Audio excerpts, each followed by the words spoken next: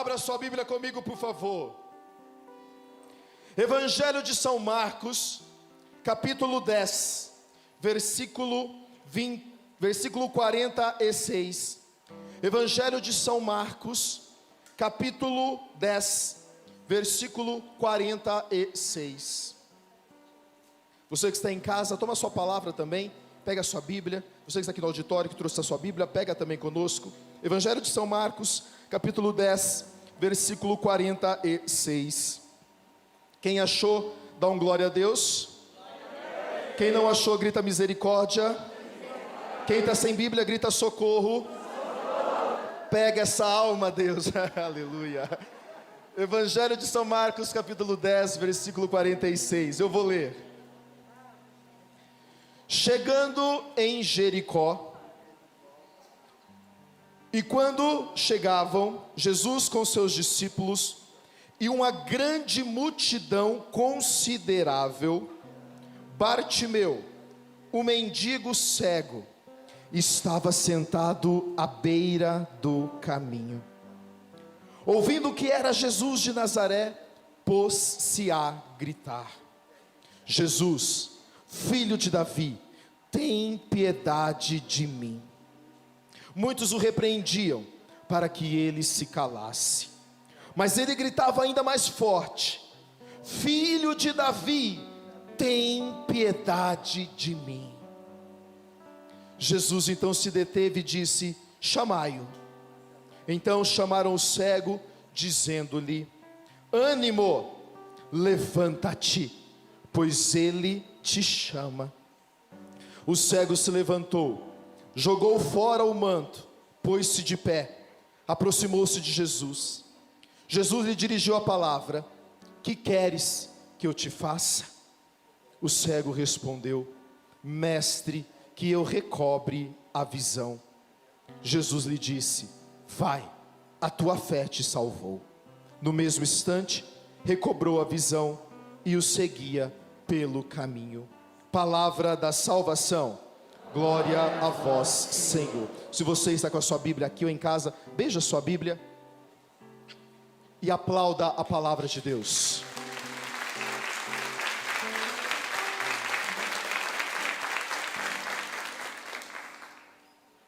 Meus irmãos,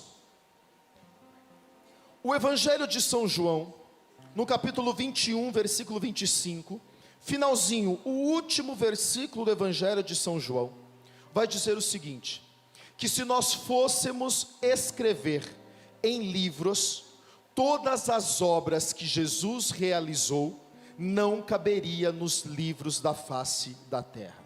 Quem me ouve, diga amém. Amém. Olha o que João está dizendo: se fôssemos escrever em livros tudo aquilo, todas as obras que Jesus realizou na terra, não caberiam nos livros do mundo. Ou seja, Jesus fez muitas obras. Lógico, nós sabemos que Jesus andou sobre as águas, amém? Jesus transformou água em vinho, amém?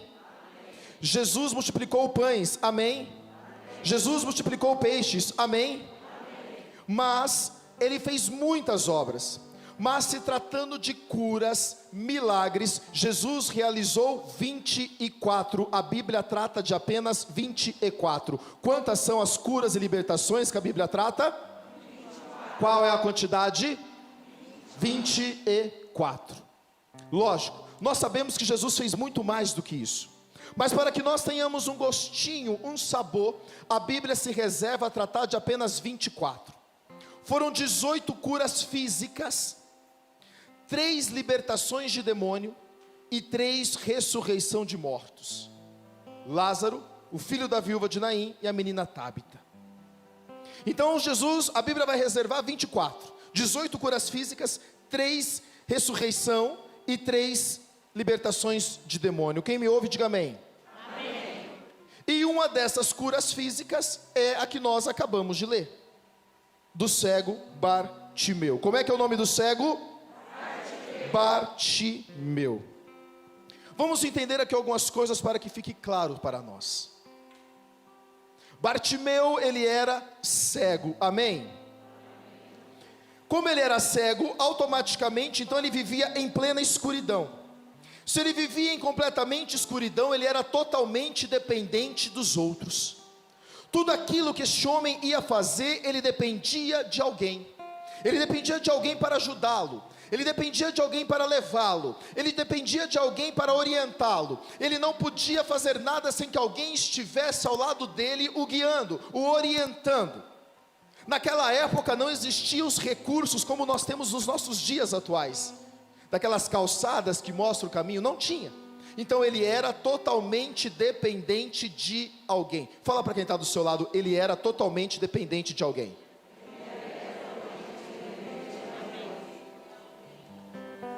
E segundo a lei da época, um cego também não podia servir a Deus. Por quê? Porque o cego, a cegueira era vista como uma maldição.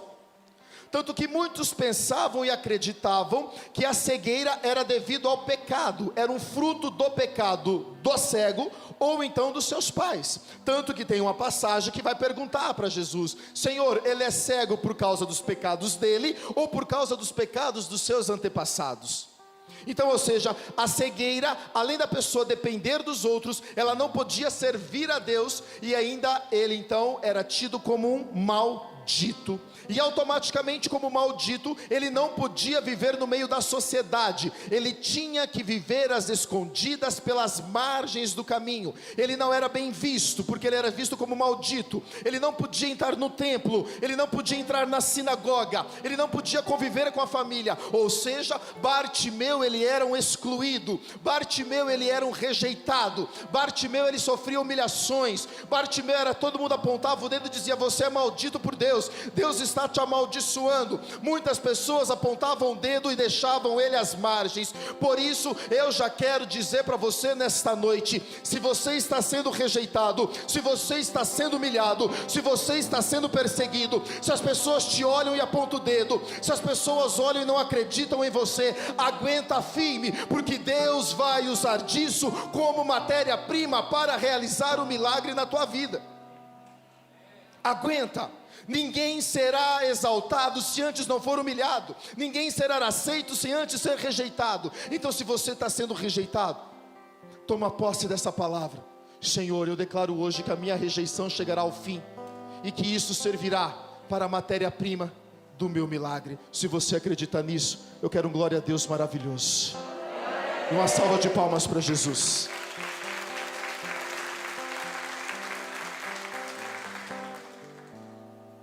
Entenda, esse pensamento da época, como ele era maldito de pecado, ele não só era tão injusto, mas como ele também causava a exclusão da pessoa automática, da misericórdia e da graça de Deus.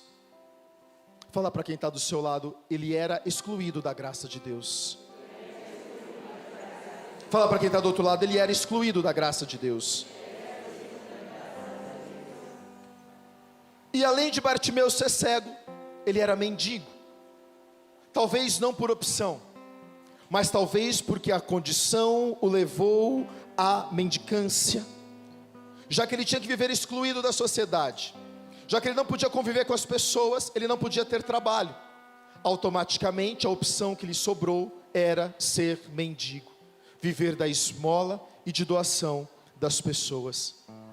Mas o que eu entendo nesta palavra de hoje, que muito mais do que uma pobreza material, Bartimeu ele sofria de uma pobreza intelectual, de uma pobreza de identidade. Tanto que a Bíblia usa Bartimeu, mas Bartimeu não era o nome dele. Bar significa filho e Timeu é o nome do pai. Então quando a Bíblia vai dizer Bartimeu, significa filho de Timeu. Ou seja, nós não sabemos o nome deste cego na verdade.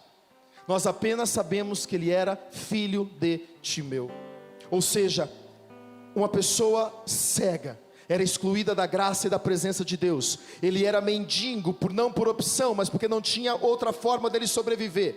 E acima de tudo, arrancaram a identidade deste homem. Ele não tinha dinheiro, ele não enxergava e ele não tinha identidade. Então eu imagino Bartimeu com todos os complexos. Eu imagino Bartimeu com todos os seus traumas. Eu imagino Bartimeu com seus complexos de inferioridade. Ninguém me ama, ninguém me entende, ninguém me acolhe. Eu imagino Bartimeu sendo humilhado, sendo xingado, sendo cuspido. E a única coisa que esse homem tem é uma capa. Capa essa que o protege do frio. Capa essa que o protege dos homens. Porque é diante dessa capa que o mendigo ele se acolhia. E ali ele cobria o rosto, cobria o corpo, para que os homens não chutassem, para que os homens não cuspissem. A única coisa que esse homem tinha era uma capa. Qual era a única coisa que esse homem tinha? Qual era a única coisa que esse homem tinha? A capa. Esse homem não tinha mais nada. Ele era cego, mendigo, pobre, não tinha nenhum nome sequer. A única coisa que sobrou para ele foi uma capa. A única coisa que sobrou para ele foi uma capa. Mas esse homem, eu imagino que ele ouve falar de Jesus. Ele deve ter ouvido dizer que por ali naquela região estava caminhando um homem barbudo, cabeludo, e que estava realizando milagres. Ele escutou falar de longe de Jesus. Ele escutou falar de um Deus que realizava milagres. Ele escutou falar a frase: eu acredito em milagres, porque Ele realiza milagres. Eu imagino aquele cego, na sua cegueira, nas suas rejeições, nos seus traumas, nas suas humilhações, mas ele ouve falar de um Deus que realiza milagres. Ele ouve falar de um Deus que não olha as condições físicas. Ele ouve falar de um Deus que não julga. Ele ouve falar de um Deus que não aponta o dedo. Ele ouve falar de um Deus que acolhe, que ama e que realiza milagres. Ele ouve falar deste Jesus. E ele disse: se eu tiver apenas uma chance, eu serei curado. Esse homem que estava na sua humilhação, escondido debaixo da capa, ele ouviu falar de Jesus e ele falou: se eu tiver apenas uma chance, eu serei curado. Esse homem disse o quê? Se eu tiver apenas uma chance, eu serei curado. O que este homem disse? Apenas uma chance, eu serei curado. Qual foi a frase? Bata no seu peito e diga: se eu tiver apenas uma chance, eu serei curado. Bata no seu peito de novo e diga: se eu tiver apenas uma chance, eu serei curado. E então chega o dia. Eu imagino Bartimeu escondido lá no cantinho, com medo da sociedade, sem mostrar o rosto, porque ele não podia viver no meio da sociedade, os homens não podiam ver ele. Mas ele escuta uma multidão se aproxima, um alvoroço, muitas pessoas conversando, falando, e ele escuta falar de repente: é Jesus de Nazaré. E ele falou: é a chance que eu preciso. Porque quantas chances ele falou que ele precisava? Quantas chances? Se eu tiver uma chance, eu serei. Se eu tiver, eu serei. Se eu tiver, eu serei. Ele está ali naquele dia. E eis que entra em Jericó Jesus de Nazaré. E uma multidão considerável, minha Bíblia diz. Entrando em Jericó, Jesus com seus discípulos e uma multidão considerável. Bartimeu está sentado. E eu imagino o alvoroço. Eu imagino ele perguntando: quem é que está aí? E alguém responde para ele: é Jesus de Nazaré. E ele falou: é a minha chance, porque eu preciso de uma chance. Eu imagino aquele mendigo, talvez ainda com o rosto coberto, ali humilhado,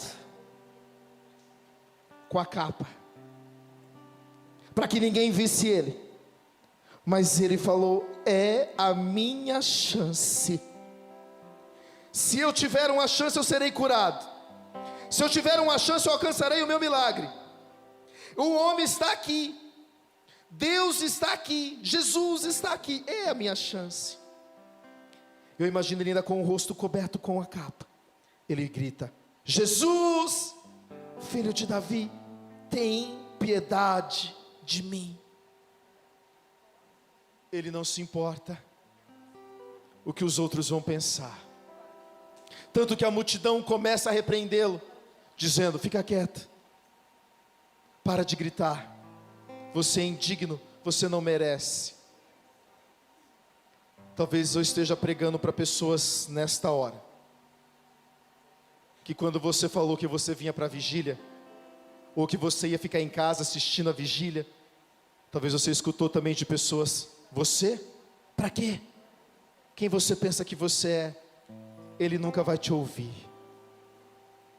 E eu quero liberar essa palavra sobre a sua vida.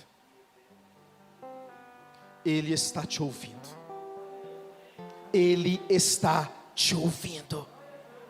Mesmo que tentam calar a sua voz, mesmo que tentam dizer que não tem jeito, mesmo que digam que você é indigno, mesmo que digam que você não merece, eu profetizo sobre a sua vida: Jesus está ouvindo o seu clamor, Jesus está ouvindo o seu grito de socorro. Ele vai parar, Ele vai te ouvir e Ele vai realizar o milagre.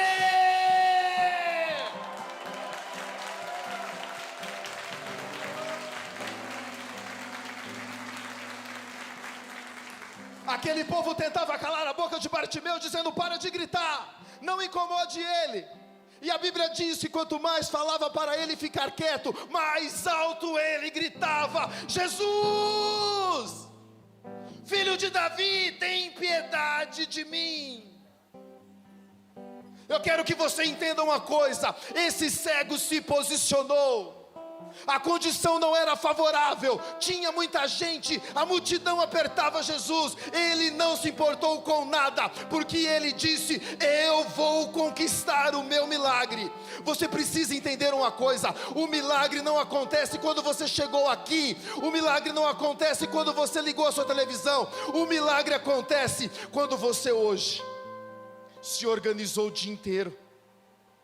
Você falou: eu vou para essa vigília hoje, custe o que custar. Está chovendo, mas eu vou. Como é que eu vou? Eu não sei. Eu vou de carona, vou de lotação, vai ser de madrugada, eu não sei. Pego carona, vou de Uber, pego táxi, mas vai ficar a madrugada inteira, eu não sei. Eu vou levar sanduíche, eu vou levar banana, eu vou levar maçã, mas eu vou ficar a madrugada inteira. Então o milagre começou quando você se decidiu a vir, quando você decidiu ligar a sua televisão. O seu milagre começou a acontecer quando você se prontificou, e agora o restante Ele vai fazer. É isso. O milagre não depende do pregador, o milagre depende da sua atitude. Ou seja, o milagre começa a ser construído lá quando eu decido ir, mesmo que todo mundo está dizendo não vá. Para que ficar a madrugada inteira acordado? Você não tem o que fazer amanhã. Ou então o maridão está dizendo: você vai passar a madrugada inteira fora de casa, é isso mesmo? E você fala: vou sim. Você se organizou, já deixou o almoço pronto de amanhã, né? Porque vai chegar em casa, vai dar aquela cochilada, não é isso? Então você se organizou. Os filhos falaram: mas mamãe, quem vai fazer o café da manhã em casa? Eu não sei, meu filho, o pão está aí, o leite está aí, se vira, seja feliz. A gente precisa entender que o milagre ele passa pela nossa atitude primeiro. Aquele cego não tinha nada, a multidão apertava, a multidão comprimia Jesus, mas ele se colocou e gritou: Jesus, filho de Davi, tem piedade de mim. E ali aquele cego começou a conquistar o seu milagre. O milagre começou a ser produzido na vida de Bartimeu quando ele decidiu gritar por Jesus. O milagre começa a acontecer na nossa vida quando nós nos prontificamos a vir. O milagre não acontece aqui, aqui só acontece a concretização daquilo que você começou a produzir lá na sua casa. E já que você deu o passo de estar aqui, você deu o passo de estar em casa, Tem gente que me acompanha pelo meu Instagram, que me mandou mensagem, que quer colocar o celular para despertar, para assistir a pregação. Então você que deu esse passo de fé, colocou o celular para despertar, você que veio aqui, eu digo para você, o seu milagre já está sendo construído no céu. O restante agora, Deus vai fazer, porque Ele não é homem para mentir, nem filho do homem para que se arrependa. E tudo aquilo que Ele liberou sobre você, vai acontecer. Quando você dá um passo aqui embaixo, Deus dá um passo lá em cima na sua direção. Se você se posicionar, Deus vai fazer o milagre. Pode aplaudir.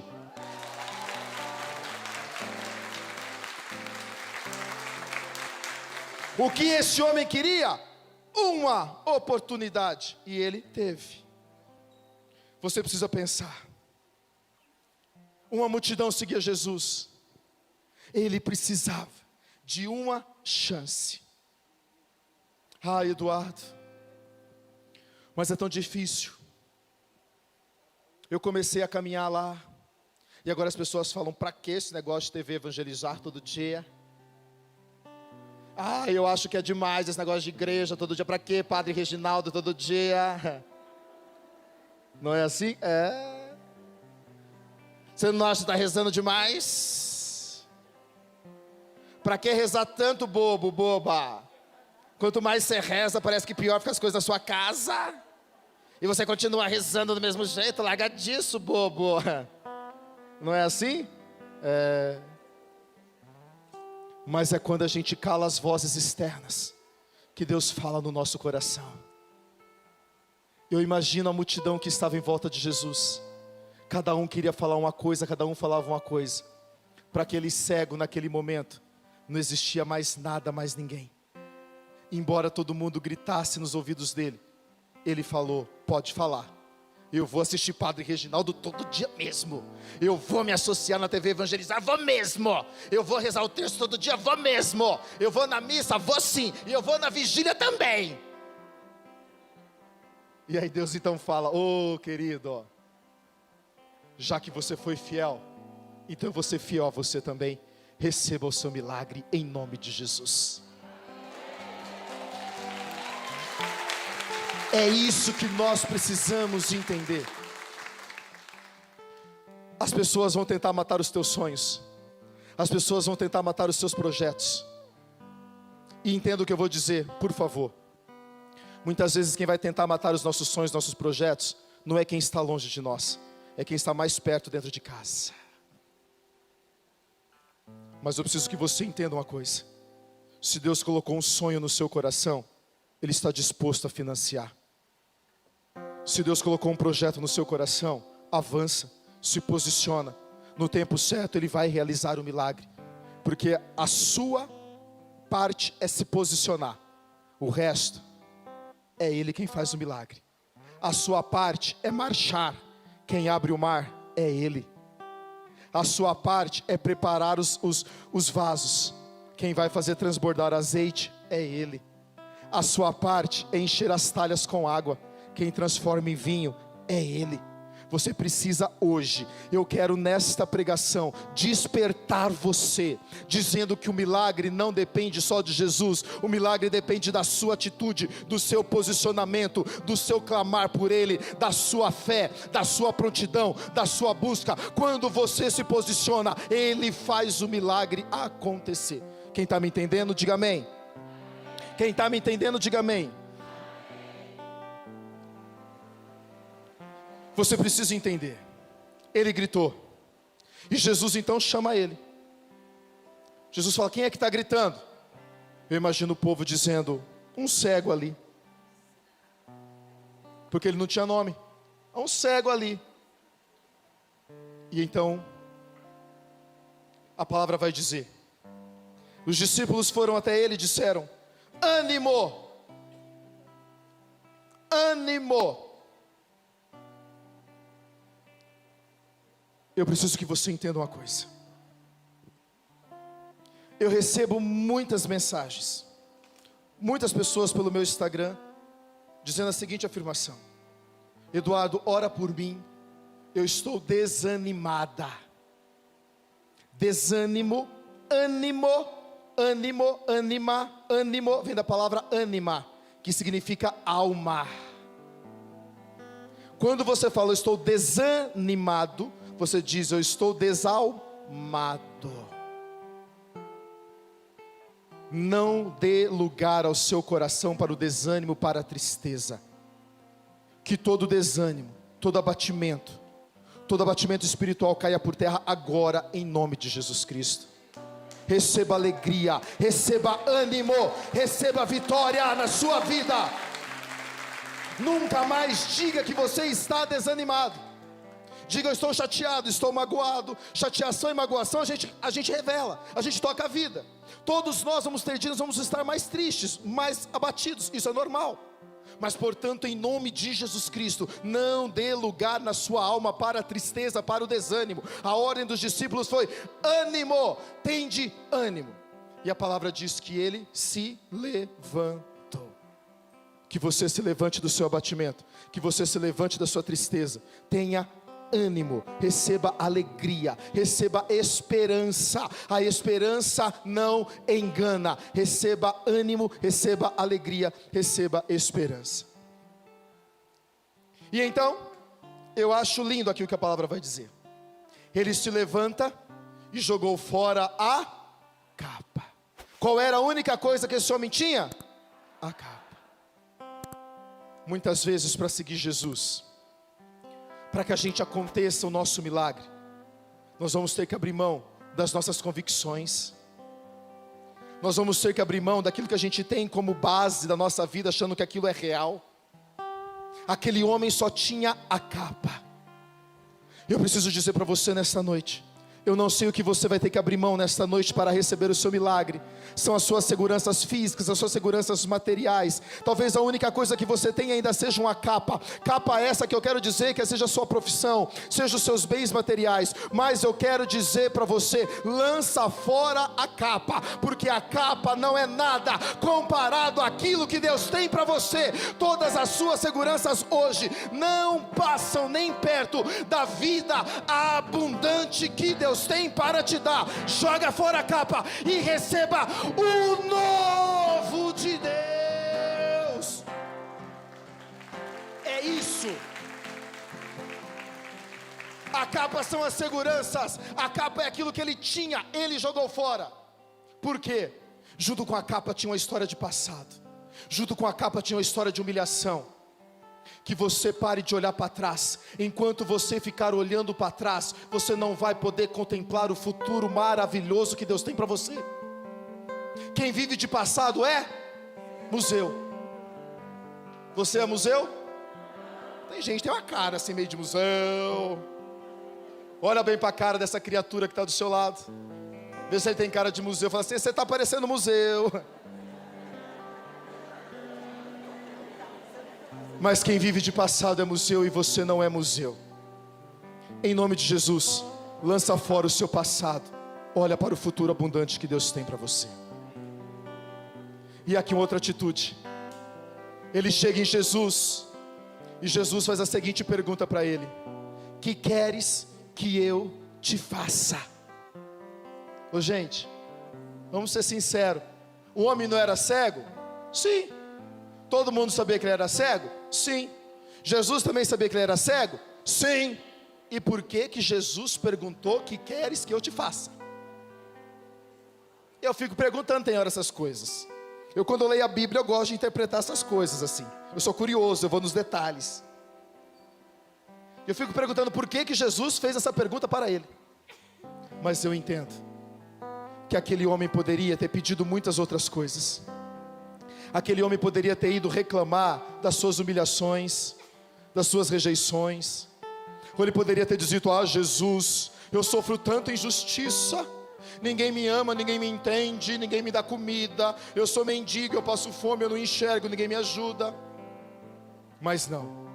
Aquele homem tinha objetivo. Ele sabia o que ele queria. Tanto que a resposta dele foi certeira: Senhor, que eu veja. Muitas vezes a gente chega diante de Jesus com uma alma tagarela. Você sabe o que é alma tagarela? Não para de falar. Muitas vezes a gente não ouve o Senhor, porque a gente não dá tempo nem dele falar. A gente fala o tempo inteiro. Ah, mas Deus não fala comigo também, você não para de falar. A gente não tem objetividade. Se eu perguntar para você agora, qual é o seu impossível? O seu impossível. Será que a gente tem objetividade? Ele tinha. Ele falou que eu vejo, Senhor. E então Jesus responde para ele: a tua fé te salvou. Qual foi a resposta de Jesus para ele? A tua fé te salvou. Então você precisa entender alguma coisa. Ele se posicionou. Ele planejou. Quando Jesus passar aqui eu vou gritar. Ele se organizou. Ficou no lugar estratégico com a capa. Falou, quando ele passar aqui eu faço uau, Jesus! Ele se posicionou, se planejou, se organizou, não ligou para as vozes que estavam ao lado, e pela fé ele conquistou o seu milagre. Eu preciso que você entenda para finalizar. Quando você dá passos, você conquista milagres. Quando você tem fé, você conquista milagres. Quando você se levanta, você conquista milagres. Quando você grita o nome dele, você conquista milagres. Quando você deixa o passado para trás, você conquista um milagre. Quando você sabe o que você precisa, você conquista o seu milagre. Quando você é objetivo, você conquista o seu milagre. Em nome de Jesus, você já deu um passo de estar aqui. Você já se organizou. Você já se planejou. Você já ligou a televisão. Você colocou o celular para despertar. Você está aí na sua casa, no seu sofá, deitado na cama, escutando essa pregação. Você já se organizou. Você já se planejou. Agora dê um passo de fé. Lança fora o passado. Grita o nome dele. E então eu garanto para você, você vai receber o seu milagre. Porque 50% do milagre é teu, e os outros 50% do milagre é dele. Se você der os passos, se você se posicionar, Deus vai fazer o milagre. Eu acredito em milagres. E você acredita no seu milagre? Você acredita no seu milagre?